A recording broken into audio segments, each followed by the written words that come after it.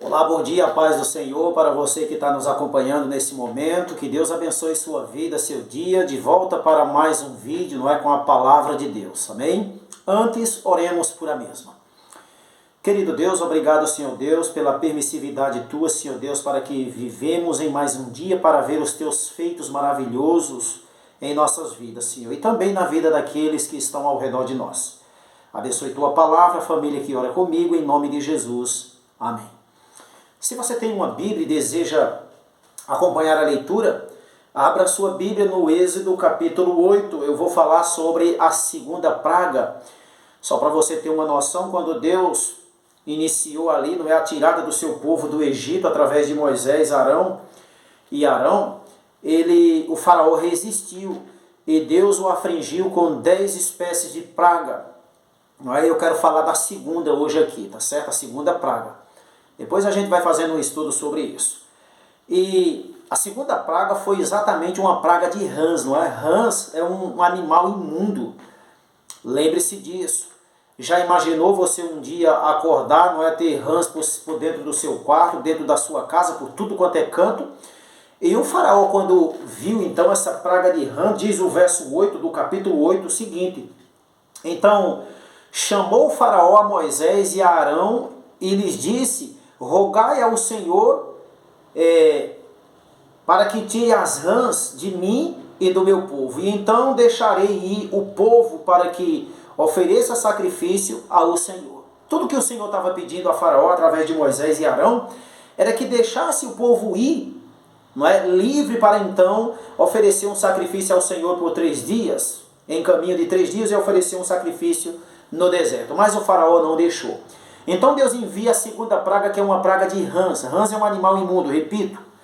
Você já imaginou, e aquilo faz uma barulhada tremenda. Agora imagina milhares dela.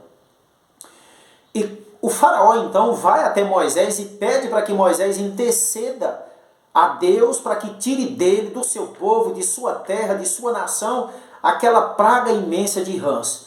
Moisés orou e Deus tirou então, ouvindo a oração de Moisés, tirou então a praga de rã, não é, dali, do território, ou seja, do palácio do faraó, do pátio e de todo o meio das casas então dos seus servos também. E no versículo 15, que é o mais onde eu quero me deter, diz o seguinte: vendo porém faraó que havia alívio, continuou então de coração endurecido e não os ouviu como o Senhor tinha dito, ou seja, não deixou então o povo ir. É muito profundo o que diz o versículo 15, diz que quando o faraó percebeu que ele não tinha rã nem no seu palácio, nem nas suas terras, não é, nem na casa dos seus servos, quando ele se viu livre, não é, houve um alívio, houve ali então, não é, a libertação daquela praga. Sabe o que ele fez? Continuou de coração endurecido. Não deixou o povo ir como havia dito o Senhor. Você sabe o que eu aprendo com isso? Não é diferente hoje. Quantas pessoas, amigos e amigas, chega, pede oração pelo um parente seu que está mergulhado nas drogas, não é? Que está numa situação financeira, quem sabe, ruim, em decadência, o casamento em crise, a doença epidêmica, crônica, está ali atuando, e a pessoa chega, ela pede aos evangélicos, na igreja, pede a Deus que ore. Eu peço que vocês orem pela minha família que está em ruína, pelo meu emprego, não é? Pela desavença que está na minha família, pelo meu casamento que está em ruína, cheio de traição, filhos mergulhados na droga, ou o próprio marido, ou vice-versa. E os crentes, eles oram por essas famílias, por esses pedidos, e Deus atua, como, não é, tira aquele mal da vida daquela pessoa. E não é, assim como o faraó, quando essas pessoas que estão carentes, necessitadas dessa oração, não é, querendo se ver livre desse problema, quando elas percebem que Deus removeu dela aquela doença, aquela escassez, aquela dificuldade que ela tinha, sabe o que elas fazem? Elas fazem que nem faraó, endurece o coração e não querem mais, elas não vêm mais ouvir a voz de Deus.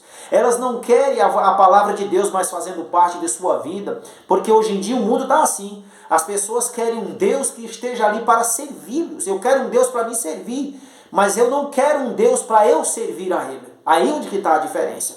Então, quando o faraó percebeu que havia alívio, não é? Libertação das rãs, que Deus tinha tirado dele aquelas rãs, tinha tirado aquelas pragas, aquela praga de rã, que é que ele fez? Novamente continuou com seu coração endurecido e não deu ouvido à palavra de Deus, deixando ir o seu povo. Talvez nessa manhã Deus esteja falando para, não é? Você que está ouvindo essa palavra, talvez você é vítima de um dos grandes milagres de Deus. Deus tem abençoado sua casa, seu casamento, sua família, seus filhos.